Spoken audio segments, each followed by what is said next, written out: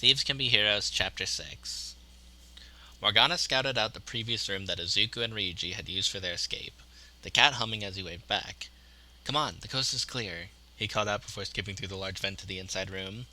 "It seems like this room is seldom patrolled by the shadows.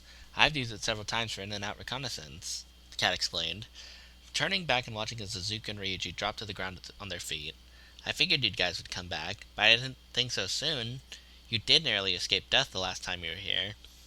"I was curious, I guess. There's still more I want to know about this place." Ryuji shrugged, tossing off his blazer as he stepped up to the cat. "I've got questions of my own I want to answer too. There's so much I'm curious about when it comes to this place, as well as what we can learn about Kamoshida-sensei from it." Izuku hummed in thought, crossing his arms as he walked up to the cat. "But before that, have you been able to obtain your original objective? You never told us what it was." "Well, that's actually pretty complicated," Morgana admitted, looking to the side to hide his embarrassment.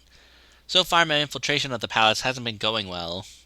"What exactly are you looking for, anyway? I mean, aside from getting locked up by Kamoshida, you really don't have much of a reason to be picking a fight with him, right?"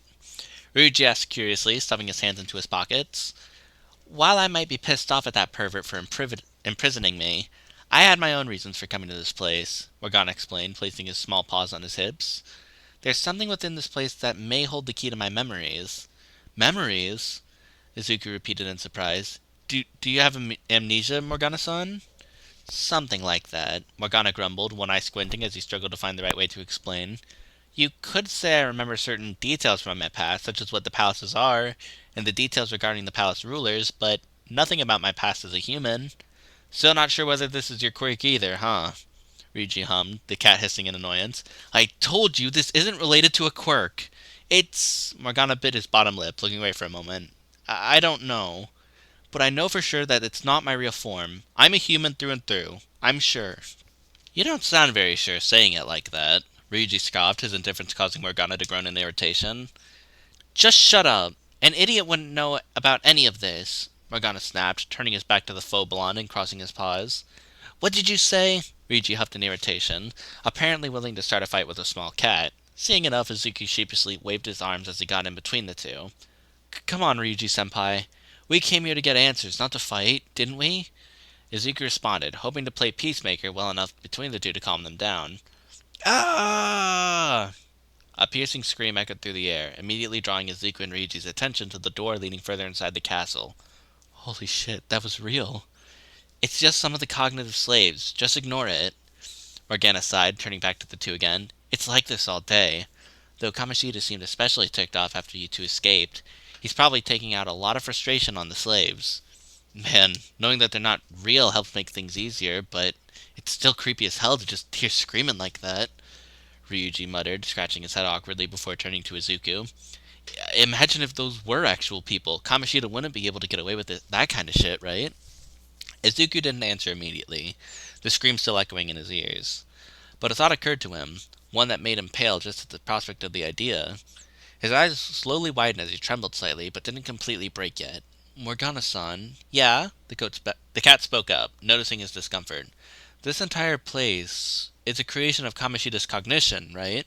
It's basically displacing his thoughts and feelings about on the school, which also includes the students, right?"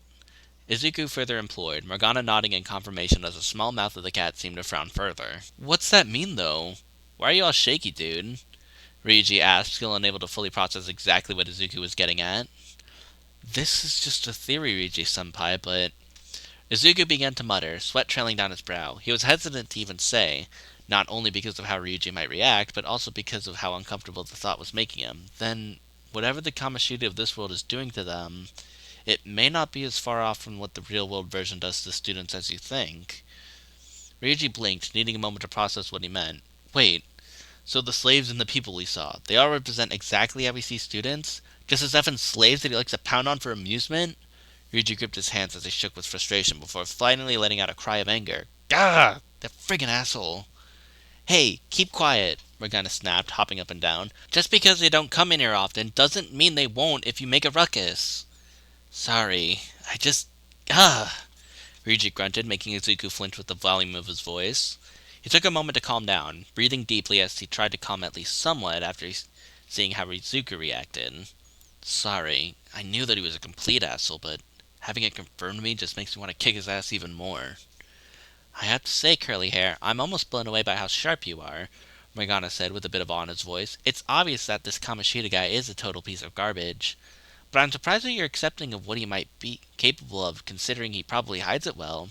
Of course, seeing all this perhaps is a lot easier than I think. Well, normally I'd like to believe someone who's a teacher might not be capable of all of this, but Izuku hesitated for a moment, biting his bottom lip before sighing, turning to look at Ryuji. Kamoshida sensei, he's the one who leaked my criminal record to the rest of the school. Wait, what? Ryuji blinked in shock, his previous rage having simmered down. I mean, I definitely wouldn't put it past the bastard to do something so slimy, but why? You literally just got to this damn school. He wouldn't have a reason for singling you out like that. That's what I've been trying to figure out, Izuku muttered before glancing around the room. But perhaps, with this cognition this distorted, he just doesn't like to have something or someone outside of his control. He most likely just wants me to get kicked out or leave the school on my own. It probably makes him feel like I would distract people from all of his accomplishments. That's the most retarded thing I've ever heard. Damn it, I'm seriously just getting pissed off the more we talk about this. Ryuji snapped again, raking through his faux blonde hair in frustration. He just makes it his damn mission to go out of his way to F up someone's life for his own dumbass reasons. Ryuji-senpai, Izuku swallowed. It was obvious that Ryuji wasn't mad over what just happened to Izuku. He had to hold back his previous question as to what Kamoshida had done to the punk. It was obvious Ryuji had a problem saying it outright, and pressing the subject probably wouldn't do him any good. Instead, Izuku shifted his gaze to Morgana, biting his bottom lip. Morgana-san, this place, because it's based on cognition, will altering it in some way affect Kamoshida-sensei? Morgana's ears seemed to perk up at this question, eyes widening slightly. Okay, you're kind of scaring me with how insightful you are about how this place works, Curly Hair. Morgana admitted before coughing into his paw. But yes, it is indeed possible to make a change to someone's cognition by messing with this palace. Although it's something as simple as messing with the palace ruler of this castle directly, it takes quite a bit more than that. Wait, I don't get it. What's going on? Ryuji asked, seemingly calmed down somewhat after his outburst. You want to see if you can change Kamoshida? No, not particularly. I mean, it would probably be for the best, but I'm more curious as to how and if it's possible, Izuku admitted, holding his chin in thought. Considering this place is based on Kamoshida Sensei's perception, it makes sense that you can change things in him by making adjustments to this world, though that is a dangerous ideal on its own, even with the best intentions. What do you mean? Ryuji asked, hoping Izuku might be able to make it more understandable for him. The green-haired teen took a moment to think of the best way to put it. So, say we wanted to make him change for the good, but we mess something up in here, and instead it makes him even worse. Izuku explained as easily as possible, causing Ryuji to blink. If we do something wrong, someone could get seriously hurt, though from what it looks like, others already are. Oh, I get what you mean, Ryuji nodded, able to get a gist of what Izuku was saying at least. Damn it, I was hoping we could do something by coming here. Something to help us get at that asshole at least. Like I said, it's possible, but it definitely won't be easy, Morgana declared, turning their attention back to him. As you guys are now, even with Curly Hair's power, you guys wouldn't be able to get very far with that. So I think you should probably give up on that idea for now. Izuku and Ryuji glanced at one another with a bit of disappointment before sighing, resigning from the idea of making a change in Kamoshida. Izuku would have felt odd about doing such either way, though. While Kamoshida deserved to be punished, what changes they would make would definitely be considered a crime of sorts. Vigilantism, for one, along with a slew of other things to consider. Though he doubted that even registered heroes would be able to use such a world. Is there really nothing we can do then? Ryuji muttered, a frown deepening on his features. Izuku bit his bottom lip, trying to find an alternative. This world was obvious proof of Kamoshida's true nature. He was a scumbag who preyed on his students for his own selfish motives. The problem was that they couldn't necessarily prove it to anyone unless they brought them here. The only ones who must have known were the teams he coached, those who were victims of the apparent abuse. The abuse victims. Izuku suddenly had an idea, a figurative light bulb lighting up above his head before turning to Morgana again. Morgana-san, if the prisoners here are based on his cognition of students, does that mean they might actually be recognizable people from the real world? If Kamoshida knows them personally in some way, then yes. The cognitive creations should be pretty accurate, depending on how he sees those people. Morgana confirmed for them, his words bringing determination back to Izuku. Then maybe we can stop him, Ryuji-senpai. Izuku reasoned, turning back to the faux blonde. Perhaps we can see exactly who he's torturing further in the dungeon. With that, we might be able to get an idea of who knows what's going on. If we get enough students to come forward, then maybe we can get him kicked out of the school or even arrested. Ryuji's eyes seemed to light up as Izuku spoke, a grin starting to spread across his face. "Oh, dude, you're an effing genius. That's a great idea. As long as you get those people to admit what that asshole is doing to them, we'll have that bastard by the balls. It's a good thing this guy's around to do the planning for you. I can't imagine how hopeless you'd be without him." Morgana chuckled teasingly, his words almost shattering Ryuji's change of mood. "But if you guys are really set on doing this, I'm guessing you'll need my help." "Yes, Morgana-san. If you could help us find our way through the dungeon, that'd be a great help." Izuku nodded, gripping his hand in determination. "We need to put a stop to what Kamoshida-sensei is doing. If he's really hurting people, someone needs to help them." "Spoken like a true hero, huh?" Ryuji chuckled, nudging Izuku with his elbow. The green-haired teen only chuckled sheepishly, rubbing the back of his head. "Heh, can't say I don't like your spunk. Alright, I'll help you guys out, but if I do, you guys are going to help me with what I'm trying to do here," Morgana declared, crossing his arms as a small grin spread across his face. "I might be quite generous, but even I have to get some compensation for all this work." Izuku and Ryuji looked at one another, the faux blonde shrugging non-committedly. Turning back to Morgana, Izuku nodded. "Alright, that's fair. If you help us with this, I promise to help you with your own goal."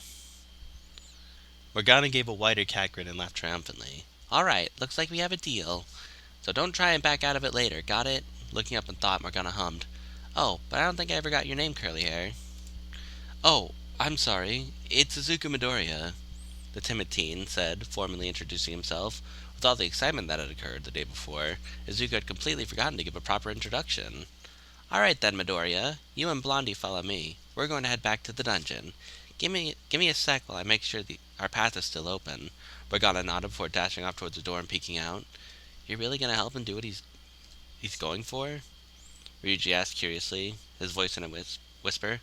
"I mean, I don't mind helping out too much. It's just that I don't know how helpful I can be, or what that crazy cat is trying to get us into."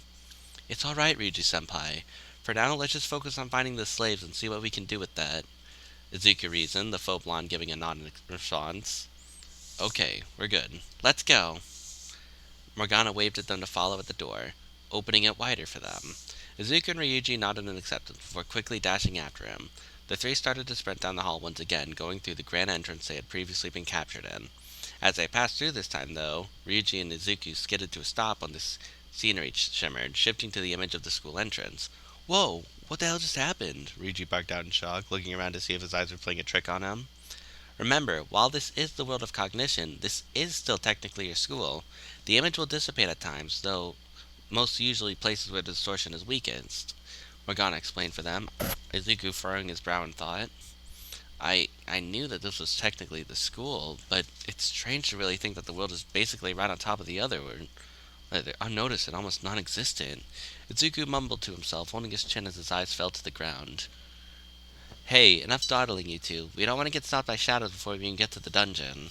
Morgana snapped at them both, pulling attention back to him. "Ah, sorry, Morgana-san. Let's go." Izuku nodded, catching up with Morgana quickly as he could. "Hey, don't leave me behind," Ryuji called out, dashing after them. They quickly found their way back to the dungeon, trekking down the stone steps leading to the lower level.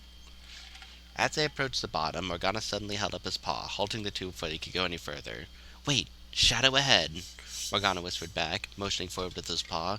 Seeing past the steel-barred door, Izuku and Ryuji quickly confirmed his words, both hiding against the bars while the guards strode back and forth on the stone path. "I figured they would have guards down here, too," Morgana sighed in disappointment before looking at Izuku. "Alright, rookie, it's time I taught you both how to be phantom thieves. We'll start with ambushes." "Phantom thieves? What, did you just make that up because you thought it sounded cool or something?" Ryuji deadpanned, earning an annoyed glare from Morgana. "Jeez, are you really that ignorant? A phantom thief is an old term." Morgana snapped back. "Morgana-san is right, Ryuji-senpai. A phantom thief refers to someone like a gentleman thief, who doesn't steal for riches, but usually ulterior motives," Izuku explained further, causing Ryuji to blink. I I knew that. I was just making fun of him," Ryuji defended lamely, his retort obviously a half-assed lie. "Whatever, both of you shut up and listen," Morgana whispered, shouting in frustration. Morgana sighed, turning his attention back to the enemy ahead of them. Alright, so to ambush the shadow, you need to jump on its back and rip off the mask. Doing so will stun the shadow and allow us to take the enemies that come out by surprise. It will give us a great advantage when getting into fights. Considering the amount of guards walking around, it's best to strike from behind as much as possible. Understood. Though I didn't realize we could rip off the mask like that. Izuku hummed quietly, trying to find the best way to use this to his advantage in the future. Oh, before you guys fight, I've got something for you to use, Ryuji whispered, pulling his book bag up front and rummaging through it. Ta-da! He whispered loudly, pulling out what looked like a real gun at first, and caused his two companions to do a double take.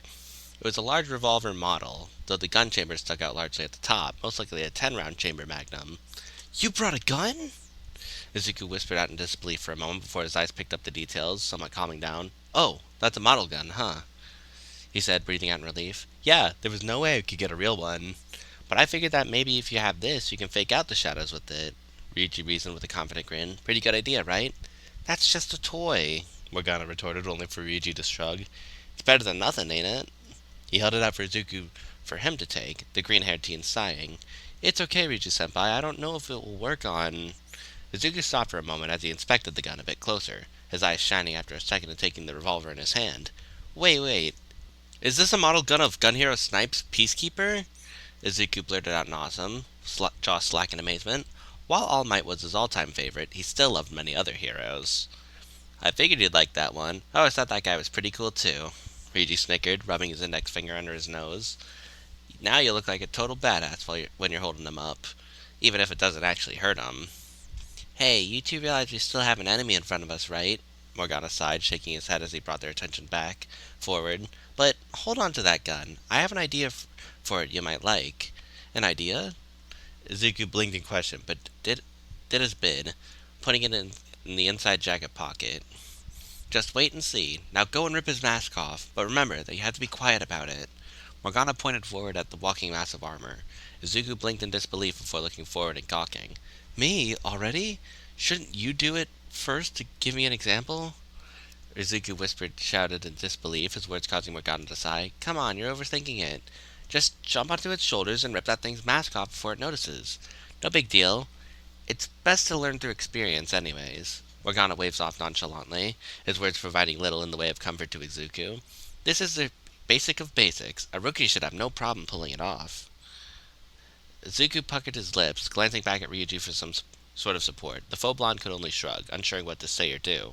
Considering that he was honestly able to supply the least of the fight, he wasn't sure there was much he could say to argue against Morgana on the subject. Looking back at the knight that seemed entirely oblivious of their presence, Izuku gulped and stood to a low crouch, slowly stepping forward.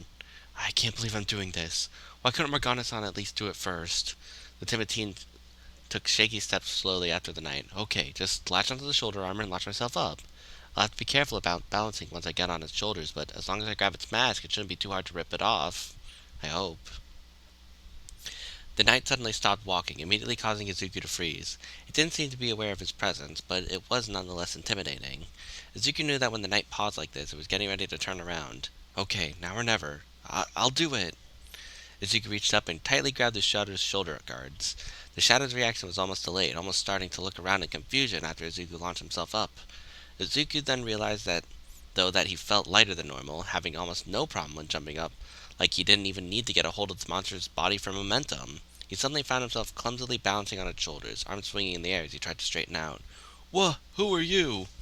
The shadow cried out in shock. Gripping his teeth, Izuku mustered up his courage and reached below, quickly grabbing the blue mask. He felt about the same amount of resistance it took to rip off his mask the first time, minus the pain that accompanied it. With a swift tug, Izuku ripped it off in one motion, sending himself flying backward and falling flat on his back. The black sludge had done as it had before, pouring out from the gap in armor and taking shape as two creatures. This time, they were something different than both things before, small childlike creatures with large flowers in place of hair and a ring of leaves around its neck. Talk about amateur and sloppy, but at least he got the job done, Morgana chuckled, jumping to his side with his scimitar at the ready. Reaching back, Izuku found his staff, quickly pushing off the ground and preparing to fight. Wait a sec, don't fight just yet. Pull the gun out. Izuku blinked in surprise at his request, quickly shuffling through his jacket pocket and pulling out the model of Snipe's revolver. Okay, but I still don't know what to do with it. Point it forward at one of the two and pull the trigger. Quick, before they're ready to recover. Morgana ordered again. Izuku bit his lip and pointed with the toy gun.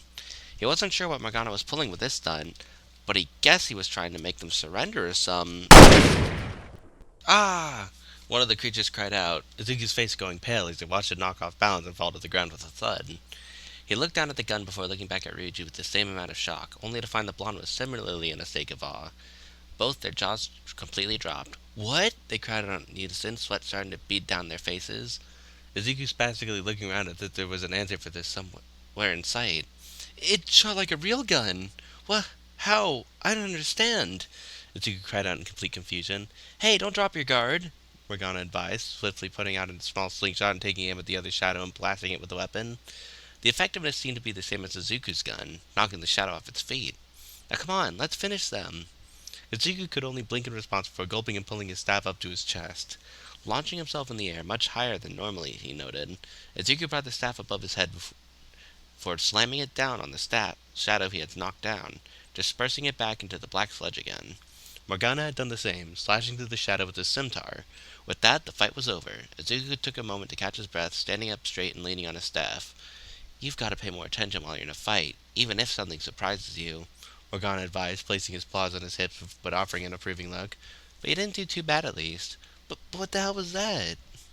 Ryuji blurted out, running up to the two now that the enemies were disposed of. That toy gun shot off like the real deal. Ah, that. You see, because this world is based off cognition, certain elements are effective, such as with the gun. Even though it's a model gun, it still looks completely real to the shadows. Because of this, it's perceived as a real weapon, which in turn makes it act as a real weapon. That's confusing as shit. I mean, maybe the gun I get, but why does your slingshot work the same then? It was just as strong when you hit that shadow, Ryuji complained, actually asking a very reasonable question that Izuku had to admit he shared. Morgana, despite himself, actually looked rather thrown off by the question, swaying it a bit uncomfortably. Well, I mean, it just works that way, okay? It's perceived as a projectile gun, and has that same effect. Shaking his head, he turned back to Izuku and placed his paws on his hips. Something for you to remember is to always be mindful of your ammo.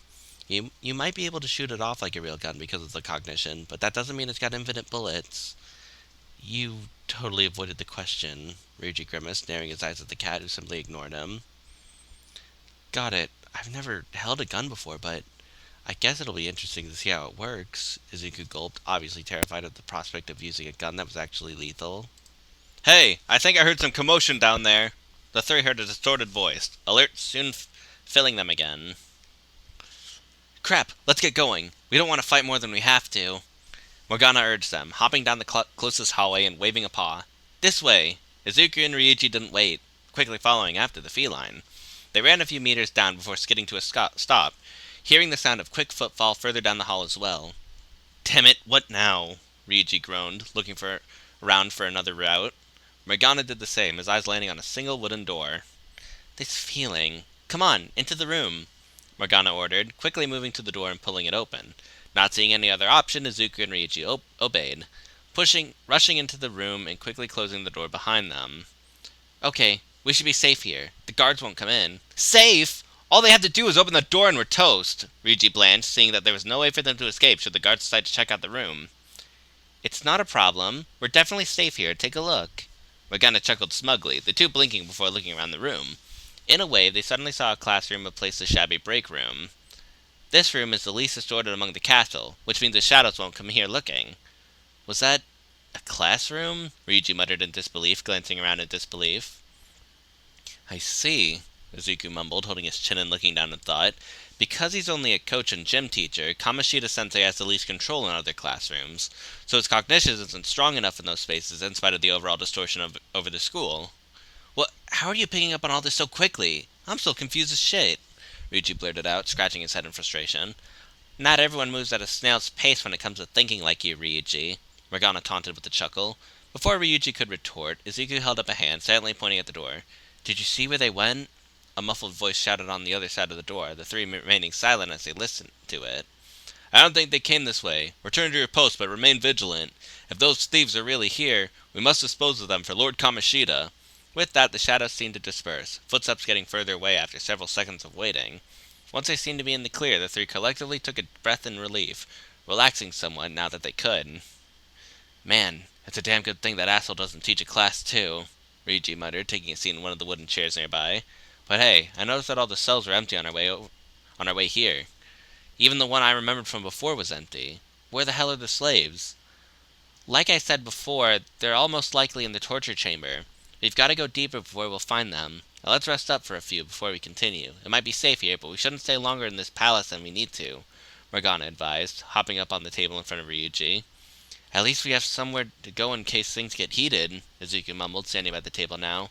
But since we have the time, I did have something else I wanted to ask about Morgana-san. Fire away, Morgana agreed, seeing no reason to rush. I've been wondering about my clothes. They changed the same time that my persona appeared. It's obvious they're related. How is that exactly? Izuku questioned, looking at the cat intently. Is it related to the mask? In some way it is, Morgana nodded in confirmation. The clothes represent your will of rebellion. Your persona is it manifested into power, while the clothes protect you in what you picture a rebel to be within your heart. It also helps to protect you from distortions.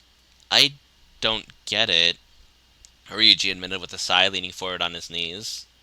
So, I guess because I want to be a hero, my inner rebel wants to be one, Izuku muttered, looking down at his attire. Wait, but heroes aren't really rebels in our world. I mean, practically everyone wants to be one, Ryuji pointed out, seemingly able to understand that much at least. So how does that make you a rebel? Probably because despite not having a quirk and having a criminal record, I still want to be a hero, Izuku admitted, gripping at his chest. Even though society has told me over and over again that I can't be one, I guess my rebellion is to keep trying at it. Sounds like things have been pretty hard for you, Morgana mused, a small sympathetic frown on his face. Izuku looked back up at Morgana, a look of determination coming over his features that couldn't be hidden by his mask. It's the other reason I decided to come back. I want to know more about my powers. I want to know if I can use them to help people if at all possible. Considering that this power is similarly based on cognition, it's doubtful I can use them outside of this world, but I feel like there's a reason I can use them here. Maybe I can help people with them here, starting with Kamoshida-sensei. Izuku explained, brow furrowed seriously. If I can do that, then I'll put all my effort into working hard in this world. Morgana widened his eyes after hearing Izuku's speech, taken back by the timid teen's sudden conviction. You know, Izuku, you never cease to surprise me. You've got a lot of guts for a guy who's constantly jumpy. He chuckled, but a small smile of admiration accompanying his expression. Yeah, dude, you're effing crazy. Ryuji muttered in awe, eyes wide as he stared at the timid teen. I knew you were pretty kind and brave, but you've got a lot more in you than I thought. I'll tell you what, once we're done gathering the intel here, and you've helped me with my objective, I think I can help you make that happen, Morgana declared with a small paw pump. Just be prepared. You've got a lot to learn, though I think you'll be able to catch up pretty quickly at the pace you've been going so far. So there is a way to use my powers to help others. Izuku grinned, excited to hear that coming from the feline. All right, once we're done here, I'll do my best to help you out. Now that's what I like to hear. I'd say our deal has taken a pretty big step up from what we originally had planned, Morgana snickered triumphantly. You'll be pretty useful for what I need, so try to keep up, rookie. Izuku smiled satisfied with the deal that he had formed with the cat. Opening his eyes to speak, he realized that the two seemed to be frozen in place, blinking in question for a moment. I am thou. Thou art I. Izuku felt his eyes widen when he heard that voice echo in his head, the one he heard when he first awakened his persona. Thou hast acquired a new vow. It shall become the wings of rebellion that breaketh thy chains of captivity. With the birth of the magician persona, I have obtained the winds of blessing that shall lead to freedom and new power. The sound of chains breaking filled his ears, and a strangely designed card appeared before his eyes. Magician, it read in strange text at the bottom. And suddenly his friend started to move once again. All right, I think we've rested long enough. We should get going while the guards are off in another part of the castle, Morgana pointed out, hopping down from the table and heading for the door. Sounds good to me. Hopefully we don't run into any more than we already have. Ryuji sighed, slapping his hand against his cheeks as if trying to wake up. All right, I'm ready. Gotta get hyped, he said, walking past Izuku. When they both noticed he was lingering, staring for a moment, the two blinked and looked back at him in question. You okay, dude? Izuku blinked, seemingly having to wake up as well. Ah, yeah, of course. Izuku nodded, biting his bottom lip. But, did neither of you hear that? Hear what? Morgana asked this time, turning back to him curiously. Looking between the two, Izuku released a sigh. It seemed that it was only him who heard such a strange declaration. Considering everything that had happened lately, he doubted it was just his imagination. I'm sure it has something to do with Igor in the Velvet Room. I'll be sure to ask about it the next time I'm there, even though he might not answer me straight out. Never mind, I was just hearing things. Let's go. It didn't take long for the trio to reach the torture room of the dungeon. They had stuck to the shadows and only encountered 2 guards that they were forced to fight with. Thankfully, weren't enough of a challenge to slow them too much. As they went through the halls, they had confirmed Morgana's previous words. All the cells empty of their prisoners. It had taken some time, but they had at least reached the chamber without alerting any other guards to their presence other than those they had already disposed of. Holy shit, Ryuji muttered, the 3 walking up to a bar window and observing the torture below them. This is terrible, Izuku muttered, his face paling at the sight. This is the kind of thing a teacher would impose on a student? The first view of torture they had wasn't pretty. Chained against what looked like a volleyball net, several teenagers in gym suits could be seen lashed in the back over and over by the guards. That's not the only thing they're doing down there, Morgana pointed out at another window further down in the chamber. Izuku and Ryuji hesitated for a moment before pushing forward, both looking through the window of the second large cell. By comparison, this punishment seemed more tame, but was no less cruel. Several students were forced to run on a large conveyor belt, a spiked roller at the end should one fail to keep running. Please, no more, I can't. One of them was crying out weakly, breath labored as he struggled to keep from certain doom. That piece of shit. Not giving people water when they train is common, but still, it's effed up. Ryuji cursed, gripping his hand in frustration. And it looks like I was right. Those guys are familiar. They're all members of the volleyball team. No surprise they're the ones on the receiving end of all this shit. Hey, we don't have time to stand around. The guards might come through here to check on the slaves, Morgana pointed out. While he did think it was terrible, they were only still cognitions. There was nothing else to be done for them. Shit, you're right, Ryuji sighed, pulling out his phone. I can at least take pictures of all this, so I guess just focusing on the person will work. No one to get who the guards are, he mumbled, searching through his apps before blinking. What the hell? The camera app won't open up. What? Izuku widened his eyes before quickly pulling out his own phone. It's strange. Mine won't work either. Only the navigation app seems to be working here. God, son of a bitch! Ryuji snapped in anger, stuffing his phone away. I can't believe this shit. Hey, not so loudly. There are still guards down there, you know, Morgana warned, earning a sigh in response from Ryuji. Damn it. This isn't what I had in mind, Ryuji muttered before going up to the bars. I guess all I can do is memorize their faces. I know a few of them, so we can at least talk to them later. Will they really admit to it, though? Izuku muttered, biting his bottom lip. If this has been going on for a while, then they've likely resigned to what's been happening. Izuku shook his head, brow furrowed in determination. Even so, if we can at least get one of them to talk, it would help. Then maybe we'll be able to take Kamoshida-sensei down. Exactly. All we gotta do is make him talk. I don't let that asshole get away with this, Ryuji growled before moving away from the bars. Alright, I've got their faces memorized. Let's see who else is here. The 3 moved forward, looking into the next cell. Ryuji and Izuku felt their eyes widen again when they saw the next torture. A student was being hung from the ceiling upside down, a ball being spiked into him powerfully enough to explode upon impact. It only seems to get worse, Izuku gulped, wondering just how terrible Kamoshida really was. He almost doubted that the teacher could get any more devious short of murder. Something which his shadow had attempted against him, of course. I already spiked a couple students in practice, but I didn't think it was this severe with that shit. Ryuji muttered before shaking his head. Come on, I've got his face memorized too.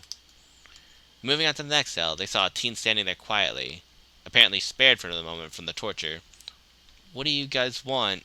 I don't want to get glared at like people do to you. I'd rather be popular than free, he said on his own, causing Ryuji and Izuku to blink in shock. Are you saying you don't give a shit about being tortured? Who gives a shit about how people look at you? Ryuji snapped back. Ryuji-senpai, Izuku muttered, only for the faux blonde to shake his head. I know. They're just fakes. It just pisses me off to hear that, he muttered before turning to them. Alright, that's everyone. Let's get the hell out of here. Good. We've been here long enough. Come on, let's get going, Morgana urged, dashing ahead to lead them back to the closest exit. Ryuji and Izuku were close behind, the 3 finally departing from the chamber and returning back to the main halls of the dungeon. They stopped at the top of the stairs, the sound of some of the guards talking being heard further down to the right path. We haven't heard any reports from the west guards. Chances of intruders in the castle have risen. Be on guard, one ordered, the sound of their armor moving and around echoing through the hall. Morgana peeked around the side of the barrel, clicking his tongue. Darn it, we've lingered too long. We need to get out of here and quick, Morgana whispered back before going to the opposite hall of the guards. Come on, this way. We're heading straight for the exit. Izuku and Ryuji nodded, quickly rushing after the feline as he led the way. Izuku noted that their path had been much clearer this time around as they moved through the dungeon, though he guessed it was because they had already been through here. At least, that's what he wanted to believe. Besides, they didn't have much choice when it came to an alternate route of escape. None of them knew a better way out. "We're almost there," Morgana announced, leading them up a familiar winding staircase. Pushing the doors open, he didn't bother stopping, knowing that it wasn't only a matter of time before they were found if they didn't hurry. "So it was you knaves again, huh?" Izuku felt himself pale as the familiar voice echoed through the main hall, he and Ryuji halting behind Morgana as the king came into view. Behind him, 3 armored guards followed. One in particular stood out, its armor golden rather than gray like the others, and standing at Kamoshida's side. "To think you'd be foolish enough to come back here after what you fools pulled before," Kamoshida scoffed, his eyes falling on Ryuji. "Though I shouldn't be surprised that a dumb ape like you would keep trying to oppose me." "This school ain't your castle, asshole," Ryuji snapped, taking a step forward and glaring back at the shadow. "We've all seen their faces. We know what you're doing to them, too. You can't get away with this shit." "It seems you just can't get over what happened, huh?"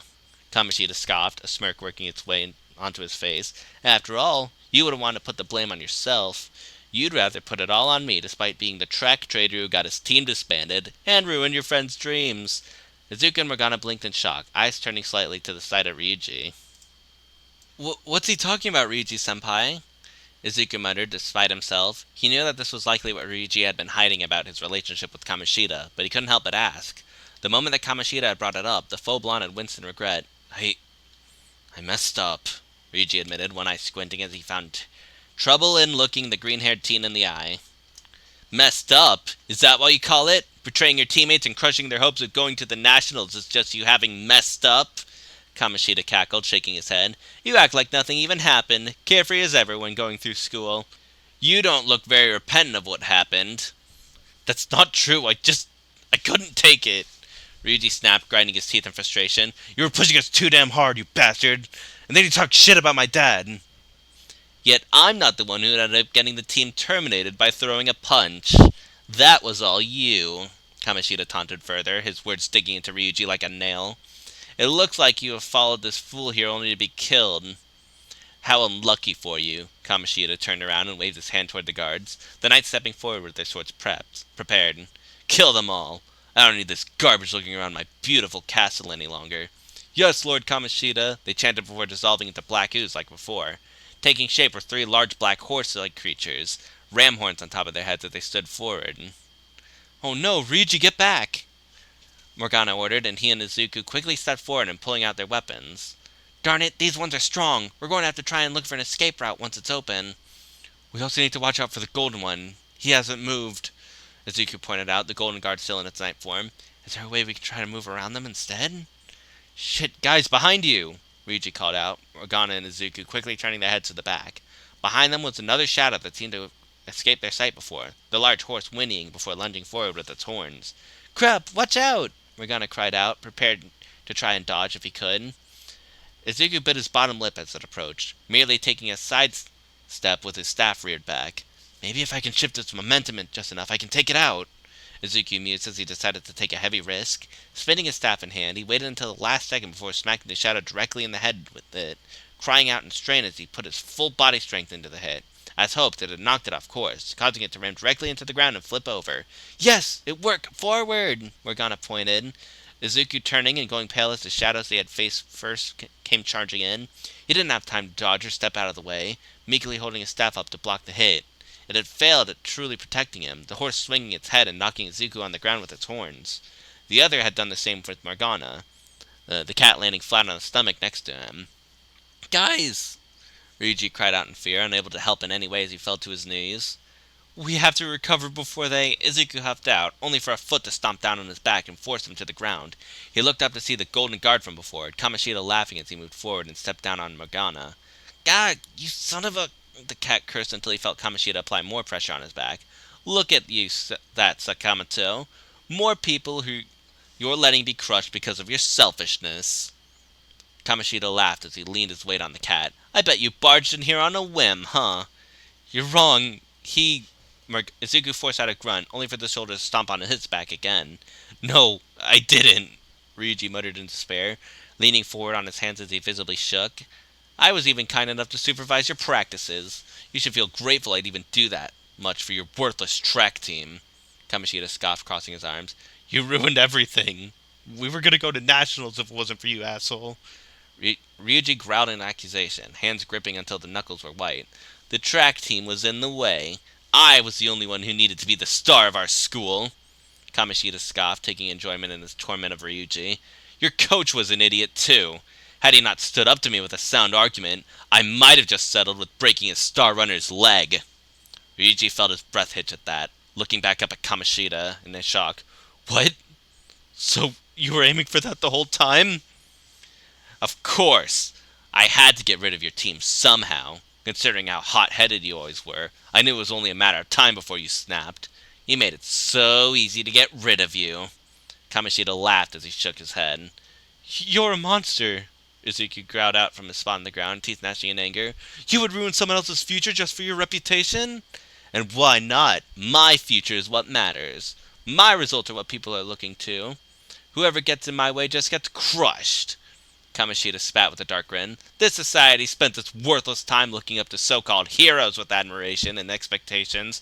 I wasn't born with a stupidly strong quirk like they were, yet I've been able to claim all of that. What does some punk teen's future mean to me? Damn it. You didn't just take away the track team. You made my quirk almost unusable. Ryuji muttered out, tears of frustration threatening at the edge of his eyes. I can't believe it. There really is no way to win against him. I feel like adding a bit more to that despair in you. Just ice the cake. Kamoshida cackled, again, eyes glaring down at Morgana and Izuku. Execute these two first. That dumb ape can watch before he gets it. No. Ryuji bit his bottom lip, hands gripping his head in exasperation. No, Ryuji-senpai! Izuku exclaimed, his voice almost cracking at the volume he shouted. Don't give up! Right now, we're the only ones who can... The knight put pressure on Izuku's back, pushing him down to the ground with his teeth. Izuku pushed back, struggling to keep from being crushed. We're the only ones who can stop him! The only ones who can make sure he doesn't keep hurting people! Don't accept a single thing that he's done to you or others. Stand up. Fight back. Fight with everything you have. Izuku exclaimed before finally buckling under the pressure from the gold-armored knight. Ryuji seemed to hear his words, looking back up at the younger teen in awe and understanding. Gritting his teeth and furrowing his brow, Ryuji nodded. Yeah, you're right, he muttered, pushing off the ground to stand on his own 2 feet. Everything was taken from me by him, and he'll just keep doing this shit to others if they get in his way. Don't make me laugh. Stand up all you want, you're still just useless. Your quirk is basically broken, and these two did all the fighting. You're still as helpless as ever, Kamoshida further taunted, hoping to break Ryuji back down to where he had been. I don't care if I have to break my leg to use him again, Ryuji growled, gripping his fist as he felt energy building up in his kneecaps, electricity starting to crackle around them. I'll do whatever it takes to wipe that damn smile off your face, he exclaimed, hunching forward and preparing to charge. You made me wait quite a while. Ryuji froze, his head suddenly blistering with pain. He let out a choking sound as he reached up and gripped his head. Ryuji-senpai, Izuku cried out in concern, but soon widening his eyes in understanding. No way. Is this... You seek power, correct? Then let us form a pact. Ryuji fell to the ground from the pain, drool dripping from his mouth as he forced out labored breaths. No way. Is he...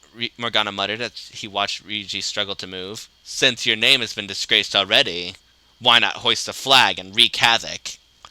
Ryuji writhed in pain as he gripped his head again, eyes filled with tears of pain as he rolled on his back, screaming for release. The other you within desires it thus. He rolled back on his stomach and clenched his eyes and teeth, pushing out the ground again and weakly clambering up on all fours. I am thou. Thou art I. Ryuji looked up at Izuku and Morgana again before buckling over. There is no turning back. The skull of rebellion is your flag henceforth. In a flash of blue flame, Ryuji's face formed a mask. It was a silver skull with the eye sockets blackened around Ryuji's cheeks. Ryuji-senpai, Izuku muttered in awe, amazed that the faux blonde was able to pull forth such power, just like he did. Ha! What can he do to change the tide? The golden knight above Izuku scoffed before raising its sword above him. Watch helplessly as I perish! Ryuji didn't waste any time. Quickly scrambling to his feet and gripping the mask plastered to his face. In a painful display, he quickly pulled the mask off, his skin violently ripping off with it as he did so. Ah! He cried out in agony, a tower of blue flames bursting up behind him. It created a shockwave that blasted the knights and Kamoshida back several steps. Izuku and Morgana free from their captors. They both scrambled to their feet, wide-eyed as they looked upon the figure that now towered over Ryuji. Hell yeah, this is amazing!